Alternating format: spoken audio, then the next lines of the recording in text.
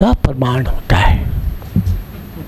और ये सामाजिक विघटन के लिए चाहते न चाहते, जानते नहीं जानते फैक्टर बनने का खतरा रहता है। हमारी चिंता उसके कारण है, क्योंकि समाज एकजुट रहे। विक्षिप्तता ही है ना। देखिए, अगर हम अपने दादा को गाली देने शुरू कर दें, मतलब हमारा कुछ गड़बड़ है। ये भूल जाते हैं यार, हम दादा को गाली दे रहे हैं, हमारा पोता भी तो हमको गाली देगा। जो बोएंगे वही तो काटेंगे।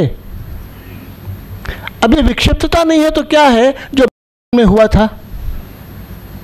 बामियान में जो मूर्तियां लगी थी वो सब तो बामियान के पास जो तोड़ने गए थे उन तालिबान लोगों के पूर्वज ही तो थे, लेकिन मालूम नहीं उनको पूर्वज हैं हमारे। स्मृति भ्रंश, स्मृति लोप।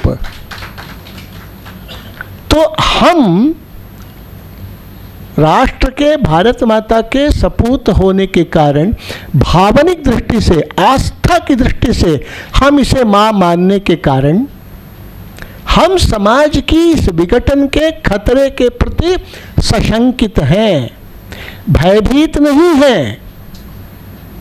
ऐसा भी क्यों होना? महाभारत होने की जरूरत क्यों पड़े? घबरा नहीं रहे, लेकिन अनपेक्षित है, अवांछित है, बिना उसके चल सकता है। इसलिए ये जो एक विषय हुआ, तो सरहद की सुरक्षा, समाज का संगठन और संस्कृति के अनुकूल जीवन, ये आज की हमारी आवश्यकता है, ऐसा हमें लगता है। हम ये नहीं कहते कि हमारे यहाँ समस्याएं नहीं हैं, समस्याएं तो हैं। जैसे भारत माता की बात आई, मुझे याद है आज से 25 साल पहले राजस्थान के पंचायत चुनाव में हमारे कुछ साथी गए थे, और वहाँ गए गांव में प्रचार के लिए, जनसंघ वालों के पक्ष में। उस समय जनसंघ बीजेपी बना ही था। तब फिर उस गांव वाले ने कहा हम आपको वोट नहीं देंगे। कहा क्यों? क्योंकि आप वंदे मातरम पार्टी के हैं। अरे वंदे मातरम पार्टी से क्या होता है? हाँ होता है। कहा क्या? आप बोलते हैं शस्य श्यामला मातरम। हाँ तो क्या गलत है? अरे भैया, फसल तो आपके खलिहान में जाती है, आपके लिए शस्य श्यामला होगी।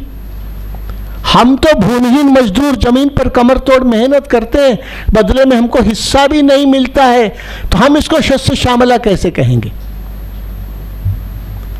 आप कहते हैं त्वं दुर्गा दश प्रहरण धारिणी, तो मंदिर की कल्पना आती है। हमको तो डर लगता है कि मंदिर में हम जाएंगे तो हमको जूते पड़ेंगे बाद में। इसलिए हमारे लिए मंदिर की कल्पना भय उत्पन्न करती है।